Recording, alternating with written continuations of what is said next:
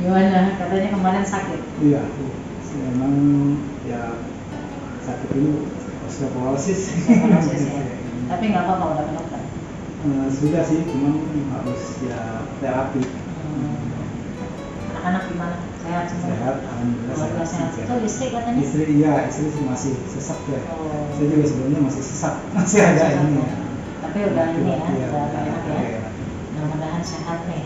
Seterusnya. Mudah-mudahan lah sehat semuanya. Kebenaran kan kegiatan nih tahun 2022 ini udah mau dimulai gitu.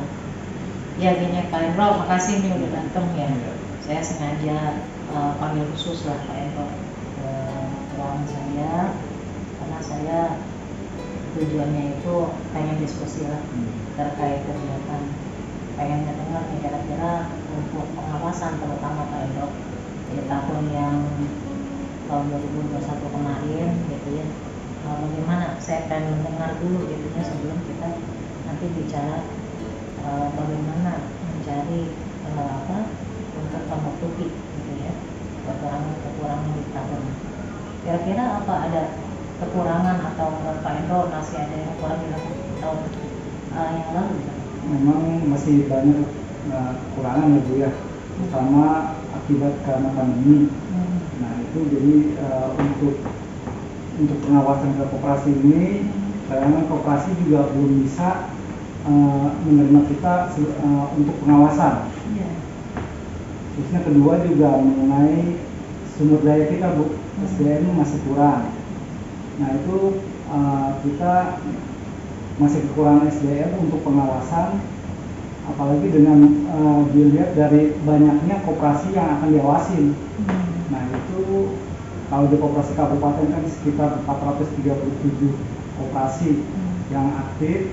Nah itu sedangkan kita masih jauh dari kebutuhan sumber daya masih jauh, karena mungkin juga dengan banyaknya dan luasnya wilayah kabupaten mungkin perlu banyaknya personil atau tim pengawas yang melakukan pengawasan. Tapi mungkin ya kita sebenarnya kemarin sih sudah berusaha ya, cuman ya masih banyak ya itu masih banyak operasi ya karena akibat pandemi. Target berapa sih kemarin yang tahun 2021 targetnya? Kemarin 120 ya, pengawasan. Terus yang tercapai? Yang tercapai cuma 90. 90 ya, berarti masih ada gap sekitar 30 operasi lagi ya. Nah itu berarti kan kita target memang 120 yang sudah terlaksana oleh Pak Endro itu 90 koperasi ya, sehingga ada gap sekitar 30 koperasi yang belum terawasi atau dinilai ya Pak Endro ya. Nah ini tadi Pak Endro menyebutkan ya, karena memang kita juga dihadapkan pandemi ya, ini yang menyulitkan kita. Memang pandemi ini juga bisa ditawar lagi. Nah, terus koperasi juga kadang-kadang kurang bisa menerima ya maksud pembinaan dari kita itu. Dan juga kita memang Pak Endro ya ada SDM yang kurang.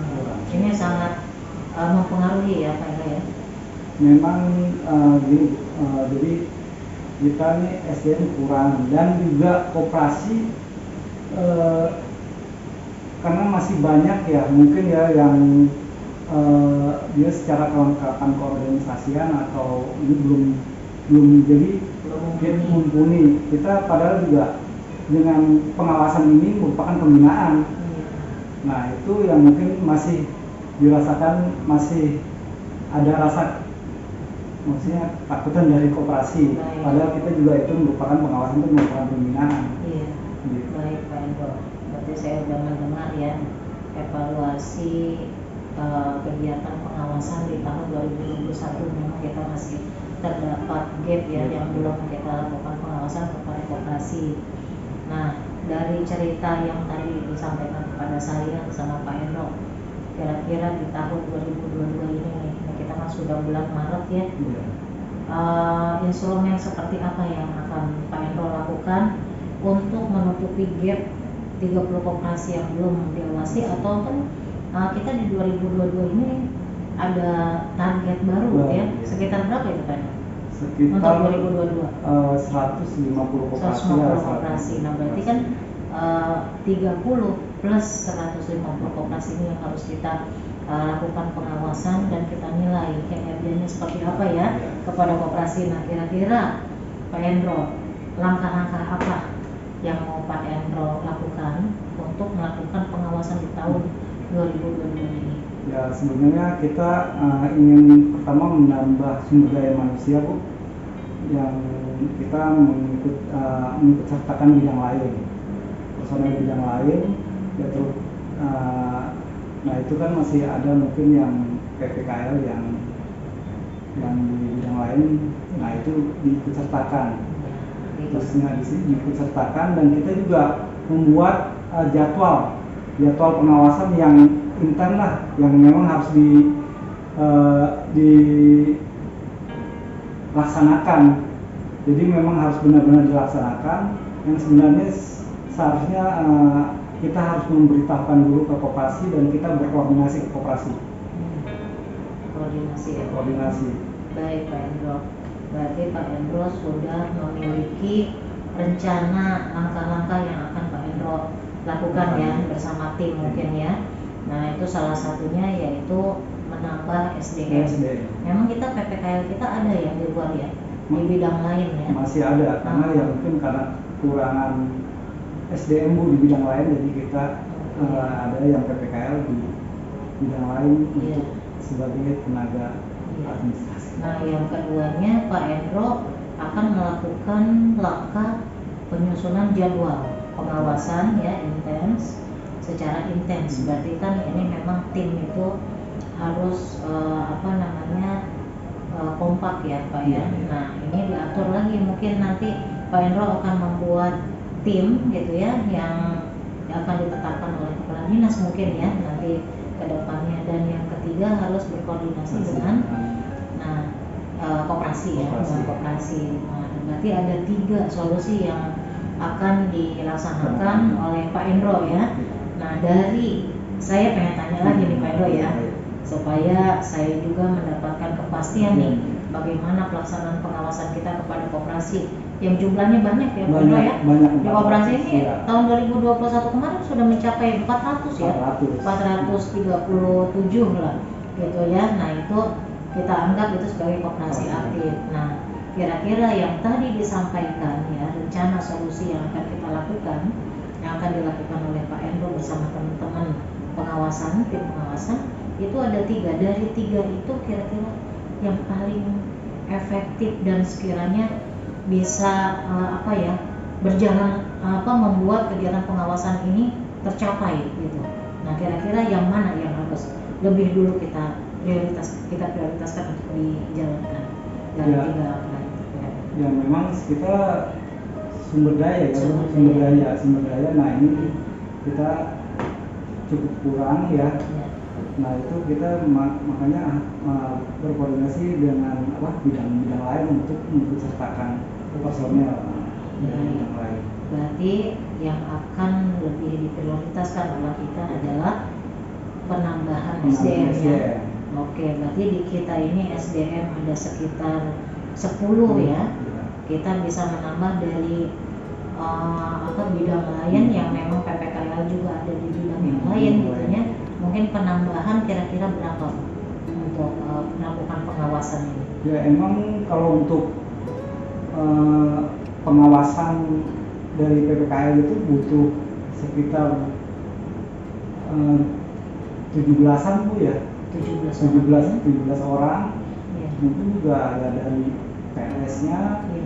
Nah, yang itu kita dari DFT juga masih kurang ya. Nah, itu butuh pengajuan ke BKD. Nah, itu karena melihat dari kebutuhan dari pengawasan, karena banyaknya koperasi yang harus diawasi. Pak Hendro, berarti langkah yang akan kita lakukan secara prioritas adalah dengan menambah sumber daya manusia ya. Kemungkinan yang diperlukan adalah sebanyak 17 orang. Nah, mungkin nanti untuk 17 orang ini akan dibentuk tim ya Pak ya, sebagai tim pengawasan. Nah, mudah-mudahan nih Pak Hendro ya, saya senang nih mendengar progres dari Pak Hendro gitu ya, selaku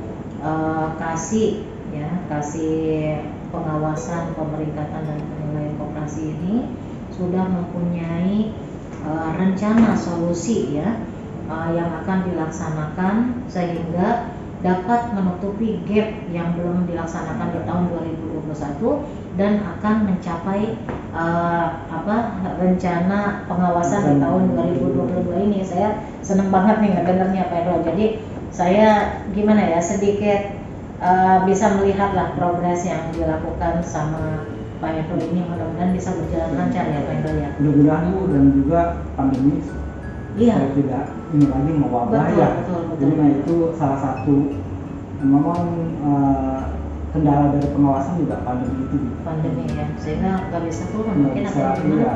Nah itu ya tertentu aja Bu, nanti kita, kita memberitahu koperasi yang yang akan siap gitu loh untuk menerima pengawasan dari kita.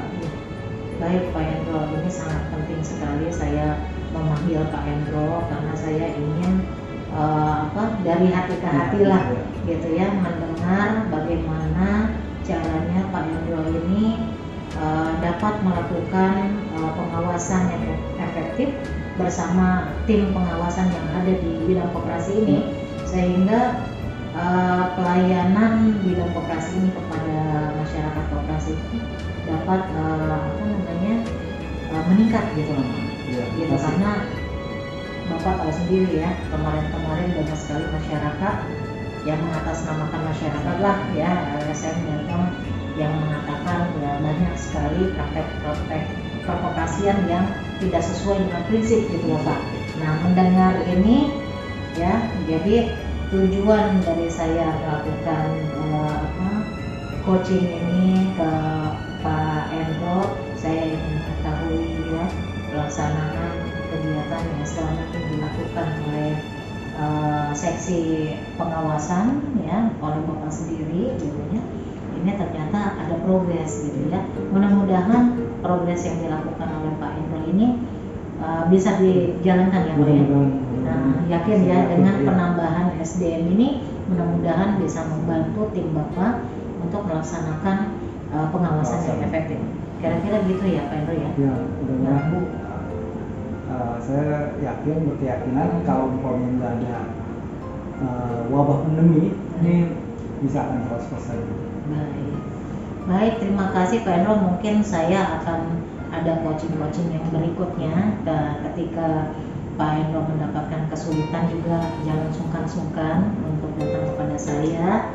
Kira-kira nanti sehingga saya dari obrolan kita ini ya pada hari ini saya tidak perlu lagi menggambarkan apa yang harus dilakukan sebaiknya dalam pengawasan ini, karena saya lihat Pak Hendro sudah mempunyai progres yang bagus ya. Mudah-mudahan kinerja bidang koperasi bisa meningkat dengan adanya progres-progres yang sudah dilakukan atau yang akan dilakukan oleh seksi Bapak. Terima kasih ya Pak Hendro ya. Maaf ganggu waktunya nih. Ya, terima kasih Pak Hendro. Ya, silakan dilanjutkan lagi ya. Ya,